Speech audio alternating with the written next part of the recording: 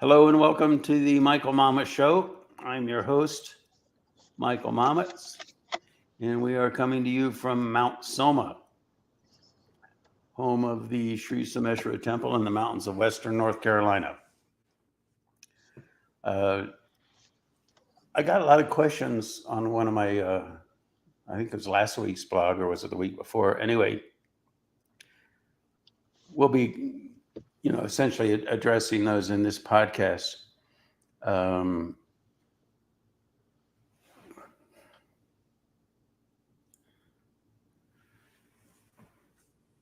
Before I started doing podcasts, I was doing blogs, and I was getting all kinds of comments on the blogs, questions, and I'd respond, and we'd go back and forth.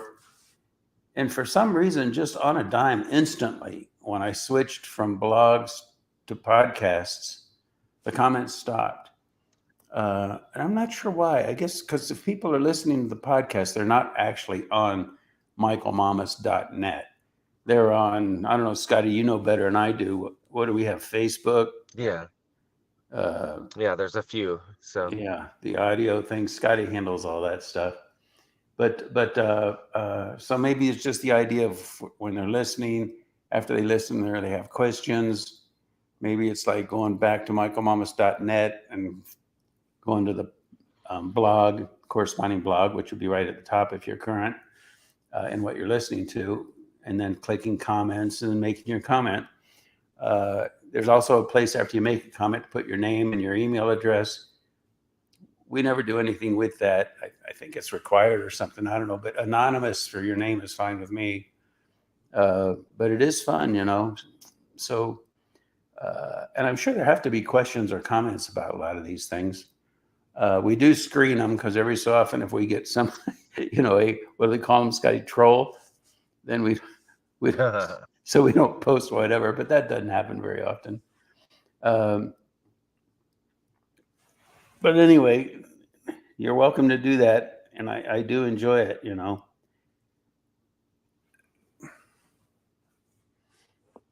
Talking about human evolution and this concept of enlightenment. I've talked about probably on this podcast more than once. Rameshwaram is that big temple complex in the Himalayas. I went there. It's cool, and I mean they're pretty amazing, really. You walk in this there are a whole bunch of little temples, I think 108 of them, and you walk into this, it's just tiny little room, really, and they'll have a ghee lamp burning in the back, and that they say that ghee lamp has been burning for 400 years and it has never gone out, that kind of thing, and it's just sitting there, it's but at any rate, the idea of is that there are 108 different categories of awakenings. And of course, in each of those categories, there's a bunch of subcategories. So you could even say, like, I don't know, when you first learned to read, I remember I was in the first grade. I remember this, and the teacher put on the board LOOK, and then put a couple of little I's, in the O's, and that was look. The eyes were looking, and somehow for me that was, whoa, cool, So it's like a little mini awakening, and we have all kinds of little mini awakenings, and then we have grander awakenings, But there's one Maha awakening, they say, and that's another temple. That's called Mukteshwara. It's, I don't know, I can't remember how far away it was from Jageshwara, but that's just for the one Maha, the big awakening, what people call enlightenment. But I think there's just so much hype and confusion around the notion.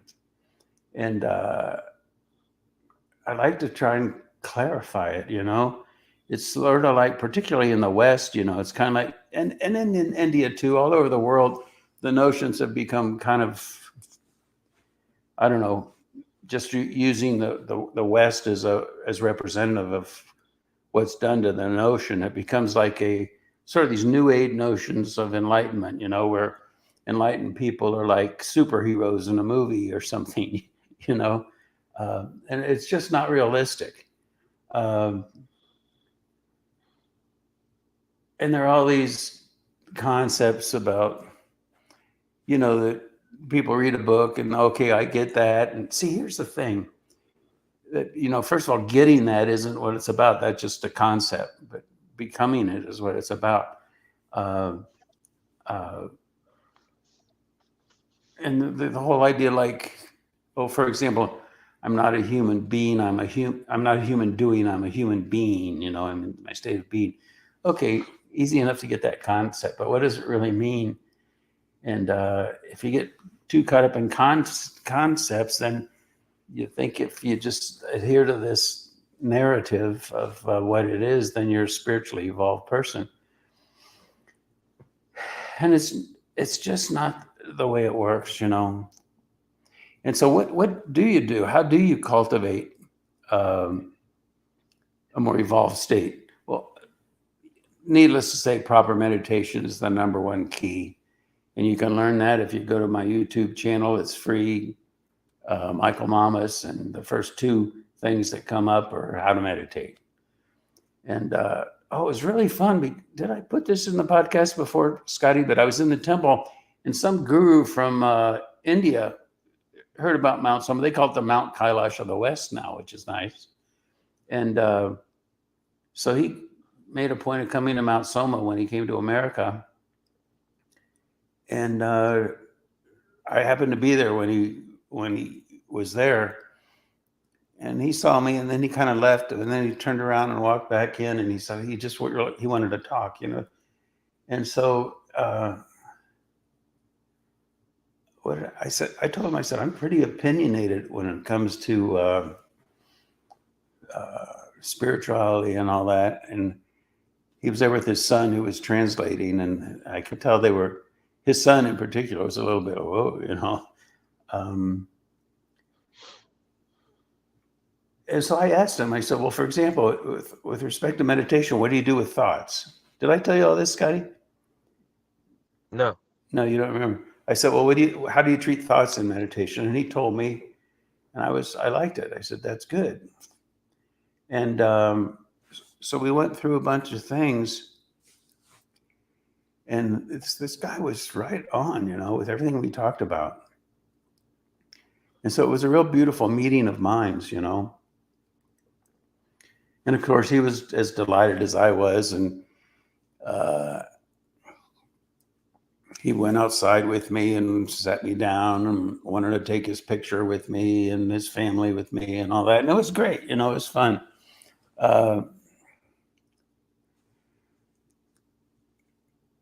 Do I think he was enlightened? I don't know, So what I'd like to do, which might give you a feeling for what I'm talking about, because what we're talking about here is that which lies beyond thoughts, you see, beyond notions, beyond belief systems, even about spirituality and enlightenment. It's beyond that. In fact, when you finally become enlightened, no matter how much you've studied it, you won't even know that's what happened. I think it's really common, like, what happened to me,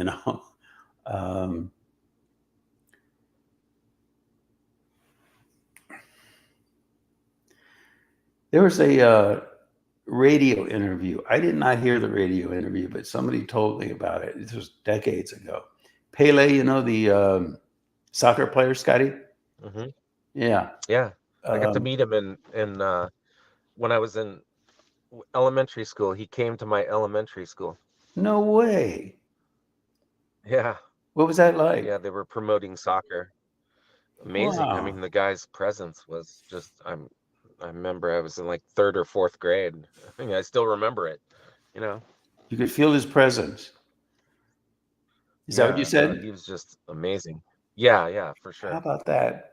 So anyway, in this radio interview, Pele just made this thing he said, and he said, he had scored a goal or they won a game or whatever, and he made this incredible, play or whatever. And then he was so thrilled, he said he jumped up in the air in exuberance. And all of a sudden something just clicked. And he said he'd been living in eternal liberation ever since. It's pretty cool, isn't it? Had you heard that, Scotty? Yeah. Had I ever told you that? No, I've never Yeah, heard that. Yeah. yeah, I never told you that. Yeah. Uh, Mm. now, is that one of the awakenings, or is that the Maha awakening? Um, it's better not to even get too caught up in it, putting a label on it or whatever. But it sure sounds good to me, you know. And then and so take a look at his path. His path was athletics, and that's a whole channel of his awareness, a channel of his mind, his whole physiology, how it functioned. Because you see, what happens is the path to enlightenment is really a path of refinement, but not a refinement just on the surface about having these thoughts or those thoughts or believing this or believing that. But we're talking about a subtle refinement, because what actually happens in that moment of transition, that awakening moment,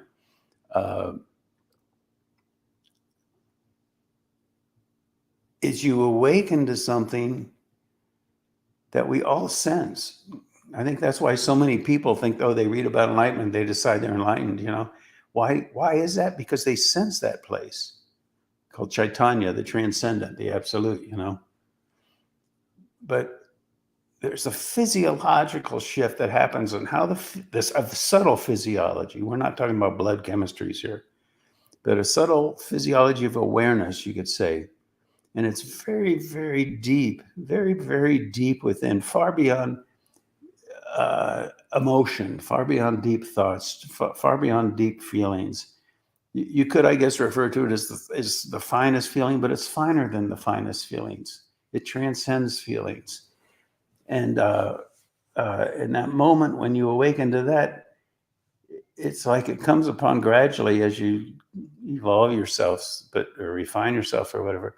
But then all of a sudden, and that's what happens. It sounds to me like that's what happened to Pele. And it can happen different ways. I think it was Ramana Maharshi who, was it Ramana Maharshi? I think so. He was just crossing the street, living his life, and all of a sudden, kablam. And if I'm recalling, I may be even mixing different stories here, I'm not sure, but it was like 2 years he couldn't even function. There are other people, like, for example, perhaps Pele, where it just happens so gradually, it goes even boom, but not a dysfunctional thing. But when you awaken to it, it's so predominant. It's like all the relativity and stuff. It just suddenly waxes insignificant in contrast to being fully awake to that Chaitanya value, and it takes time to integrate. Other potential examples: Buckminster Fuller. That's a very different path, isn't it? He was a pretty heady guy. He was an intellectual, and I don't know how religious he was. I guess he was, or spiritual. I don't know. I know that at one time I heard the story that he had locked himself in his room, and as I recall, his wife would pass the food to him, I don't know, under the door, or I don't know how that worked. But it happened, in the course of that. And then other candidates, like a whole other channel of the mind, a whole other mode of function, would be like Mother Teresa. She's a great candidate. And I don't take these candidates lightly, and I don't. I'm very skeptical. I'll say that. But in her case, I think she could well have been the real deal, but not because she was such a good person and took care of, all the sickly people and impoverished people in India, which is wonderful and most laudable. But it's not about that so much as the fact that, just like Pele cultivated his awareness through athletics, and just like Buckminster Fuller through intellect, and Mother Teresa through, you could say, devotion to people, like that. And So there's a refinement at the very deepest level of the physiology that takes place, you see? And when that physiology gets so refined, so refined, so refined, finer, it finally becomes finer than the finest. And that's when the awakening happens to that level of no thingness, beyond thingness, beyond relativity. And it could well be that she cultivated the physiology of her awareness, then you see from that channel, from that angle.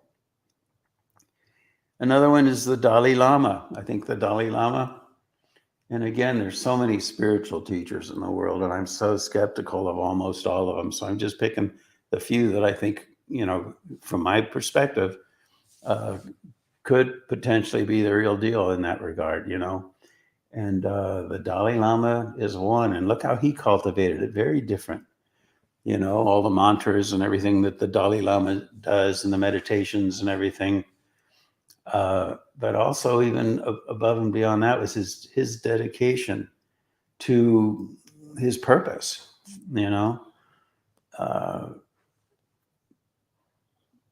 But see, I don't want to mislead you either, because it's not about good deed doers.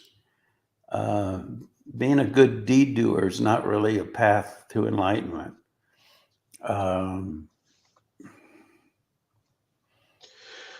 Being a banker is not a path to enlightenment. Being a priest is not a path to enlightenment. It's more about your relationship with those things, and how they are held at the very deepest level, the finest level of your being. And it's a cultivation then of being. It's a cultivation of physiology, so that it aligns to and awakens with that place. It integrates seamlessly with that place. And when that happens and it finally clicks, it's like a boom,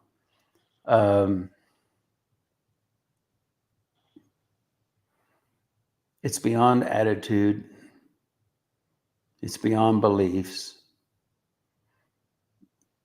It's a path that leads to a place that is beyond itself, beyond the path itself. You see, and in a way, when it happens, it happens almost like in spite of your beliefs, because in fact, when it happens, you realize that your beliefs were off. You didn't quite, everything changes. I think I've said this before, but everything was totally the same, but totally different, because you have the context of this Chaitanya value that wasn't even there before, other than just a vague sense. And we all have that vague sense. And that's why we so believe in our convictions, because even though it may be spun and based upon narratives and indoctrinations that we've been led to believe are true, somehow it weaves down into the depth of our being. That's why people can be so passionate about such diametrically opposed perspectives. And I want to be a little careful there, because even in the state of enlightenment, people will have different perspectives, because different angles of approach, different angles of entry. But I'm talking about when the convolutions are there, the perspectives are based largely in distortion, but nevertheless, they find their way somehow down to the root of life. And so with us, as deeply as we can feel, we believe in those things,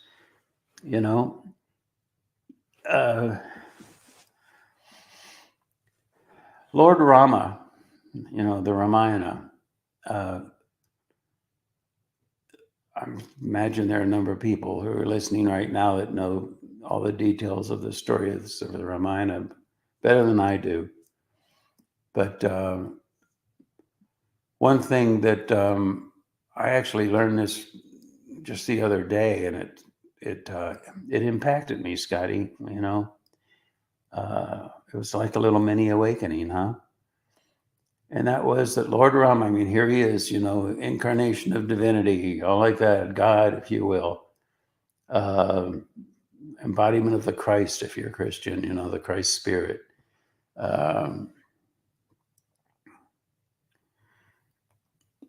there was a time, and I don't have this part of it exactly right, but I think it maybe was when Sita was kidnapped by Ravana and there was this Christ. But Lord Rama got evidently a lot of criticism by the people in the kingdom because he held his first allegiance to his dharma, his role as a king. And they were like, "Oh, hey, what about your family? What about your wife?" But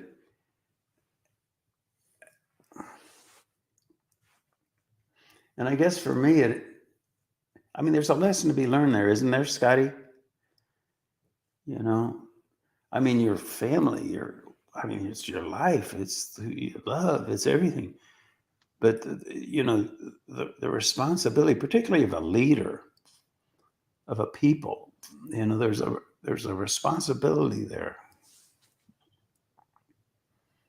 And I guess it impacted me a lot because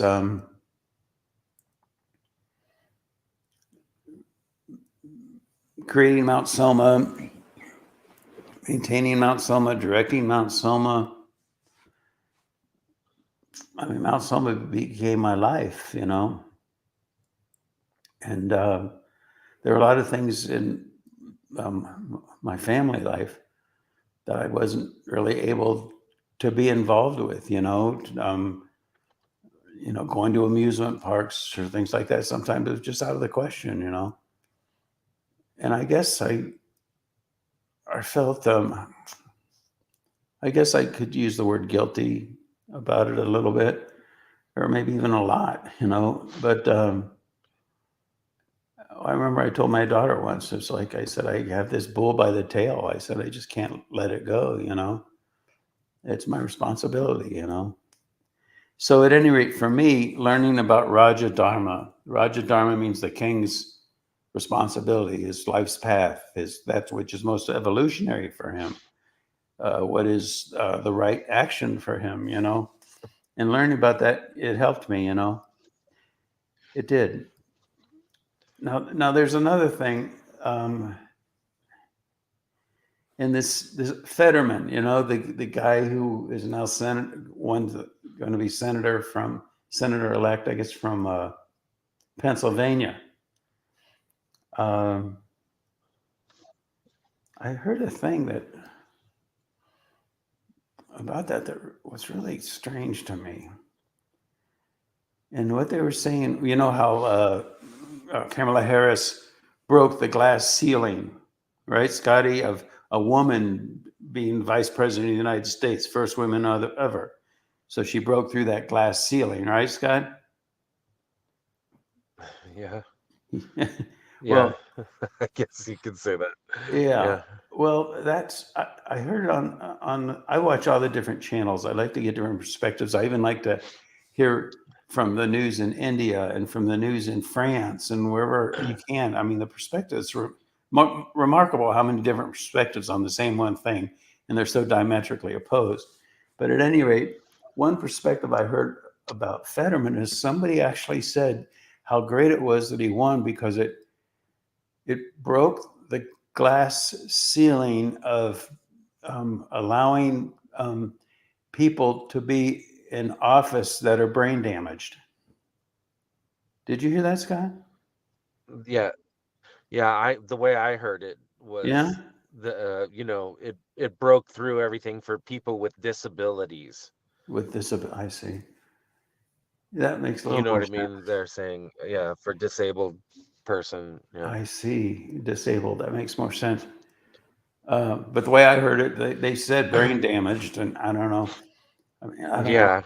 And then the next breath, they were talking about him being president, perhaps in 2024.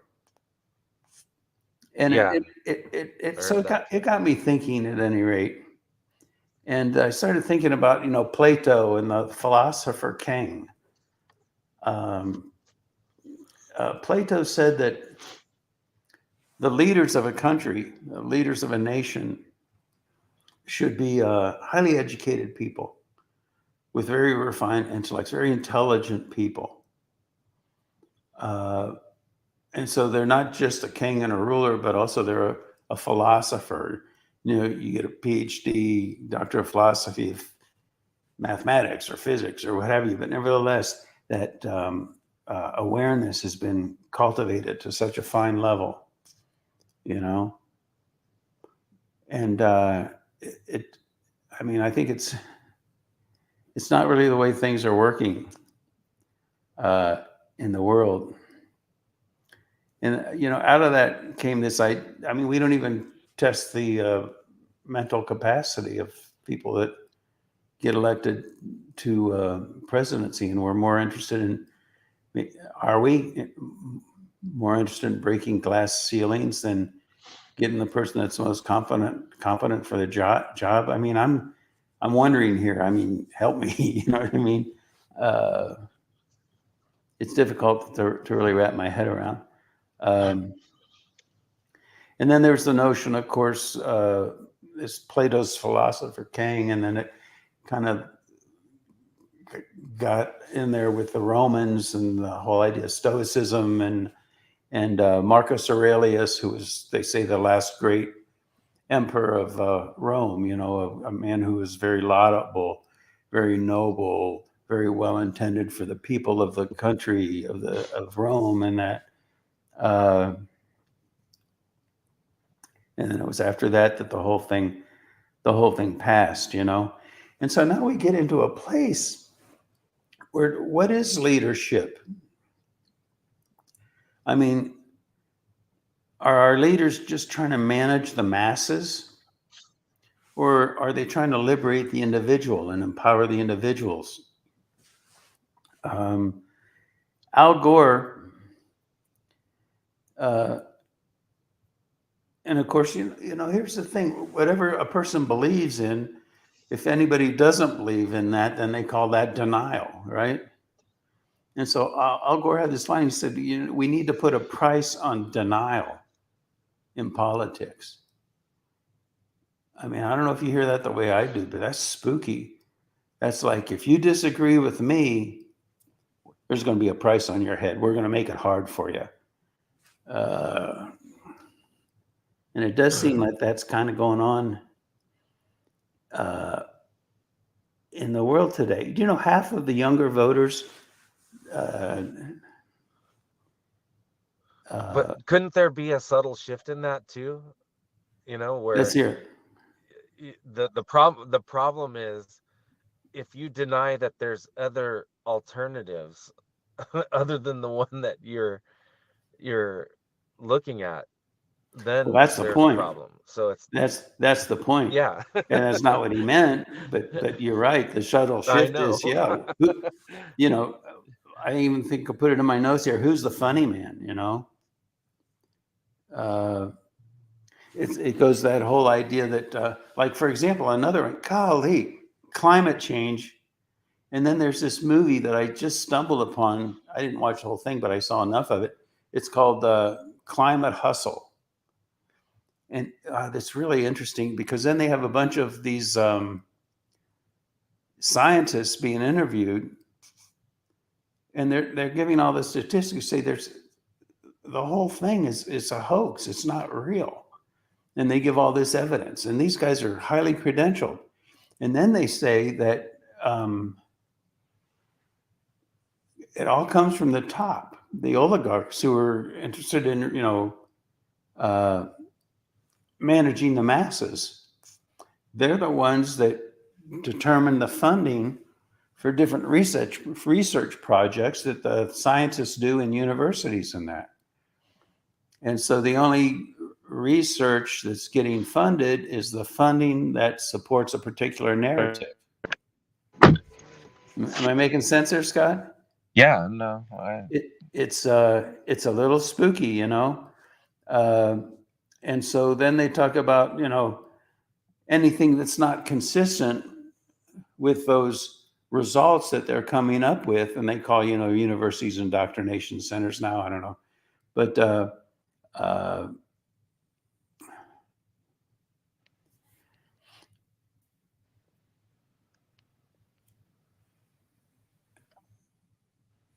that's where the notion of conspiracy theories comes from. If you're not buying into that, and you have a different narrative that, again, Scott, it fits into what you're saying about denial, then you're just a conspiracy theorist. And so we have these labels that kind of prevent a person from free thought, Yeah. And this is why the grassroots thing is really very interesting to me. Because what is the grassroots?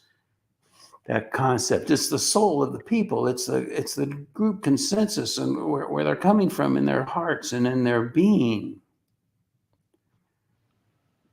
But if they're being managed by the imposition of narratives and perspectives and the suppression of other narratives and perspectives,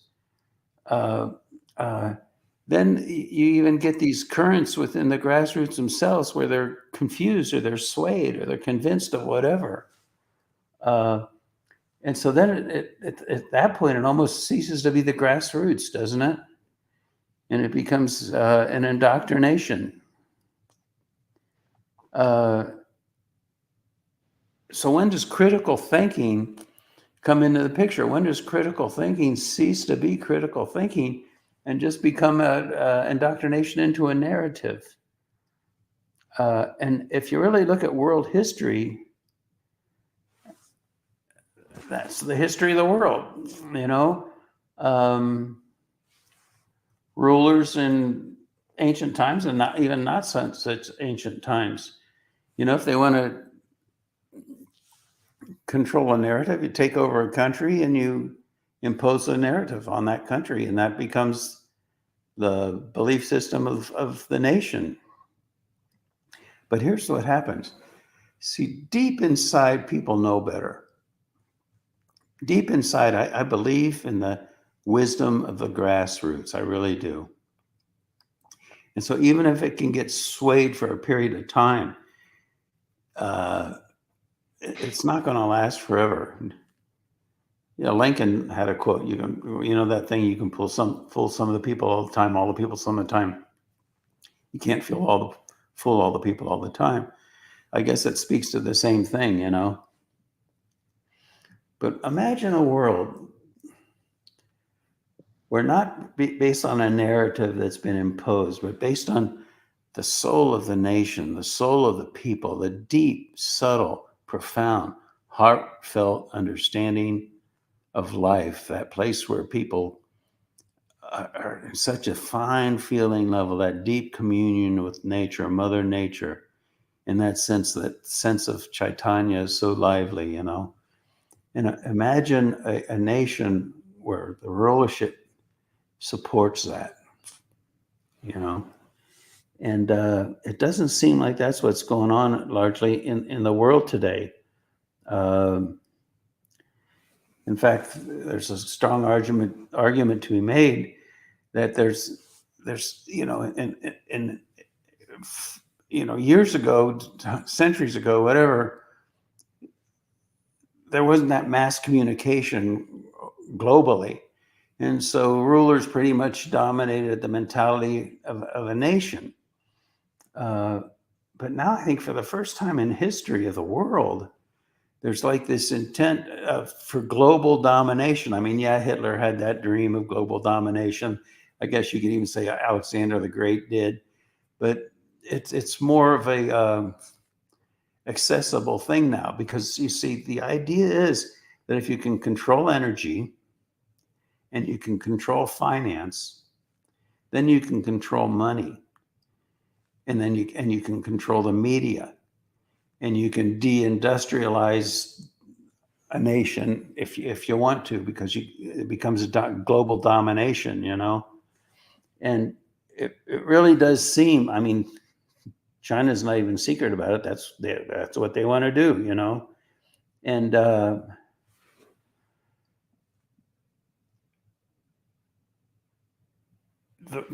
ultimately, the way that's going to get fixed. See, I don't think people are stupid. I think they're swayable. They're swayable by this manipulation of narratives of nations, Even Eisenhower warned, this was way back, 1950-ish. And he was the one that warned about military industrial complex and all these different private sector governmental complexes. And there's a strong argument for that's really what's going on in the world today,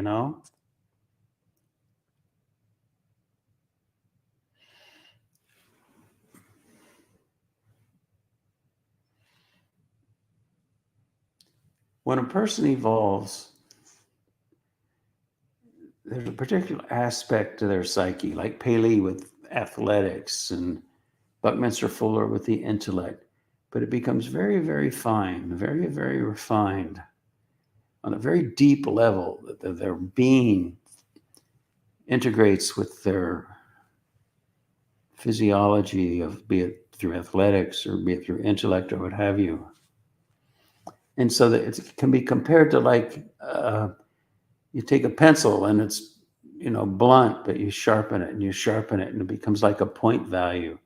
And with that point value, you can touch right into the absolute.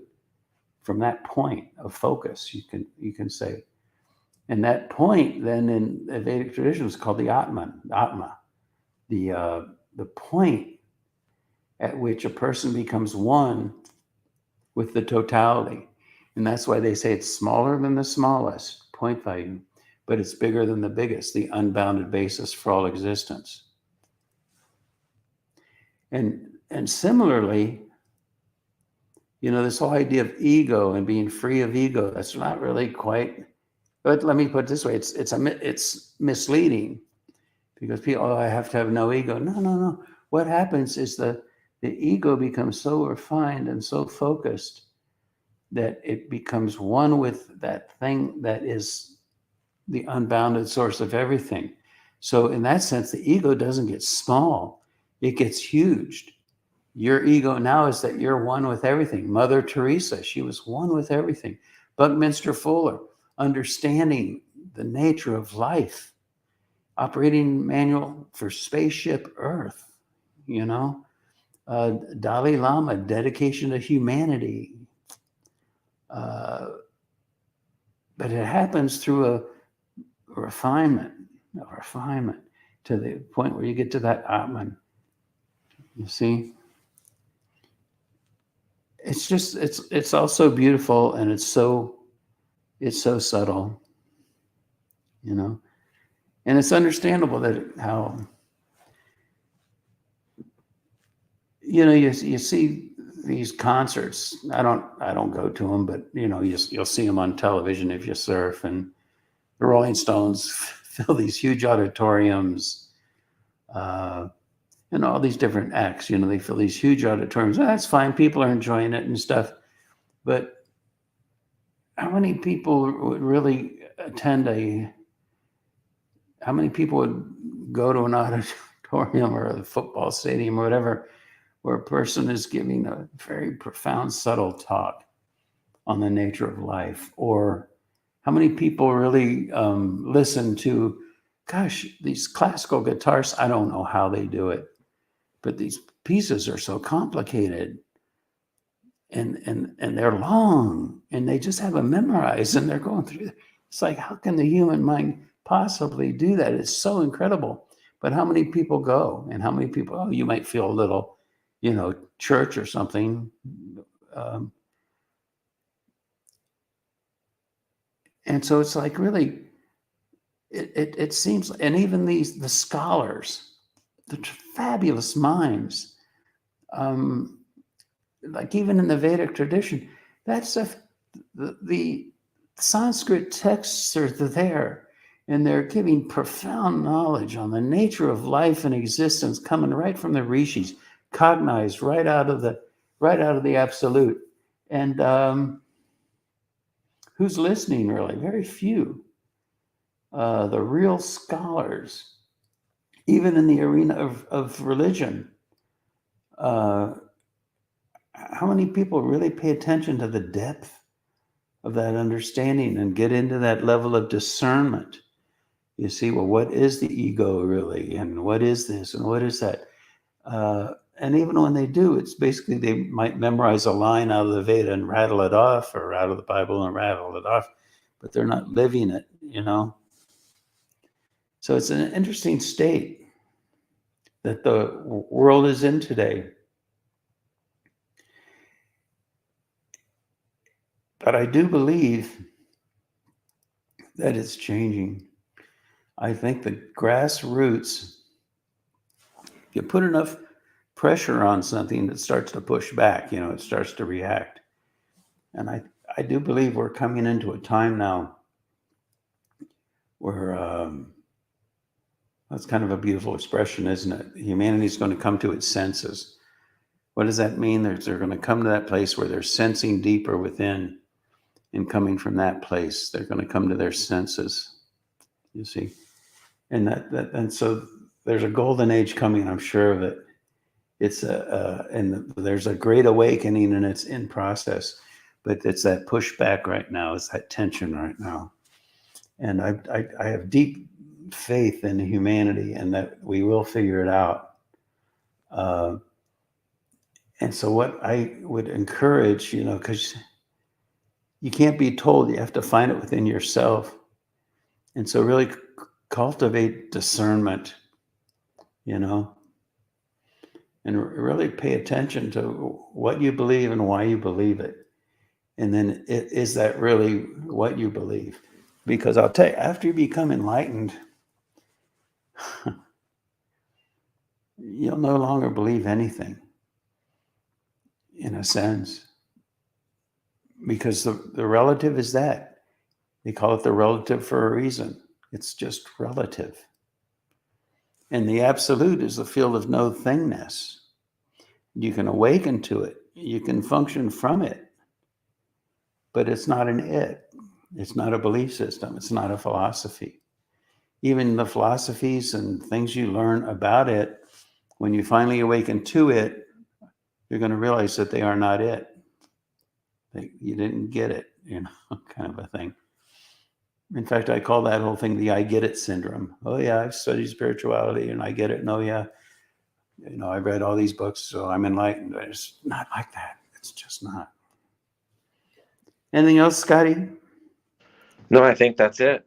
All right. I hope you know, I felt like these are just thoughts I felt like I needed to share.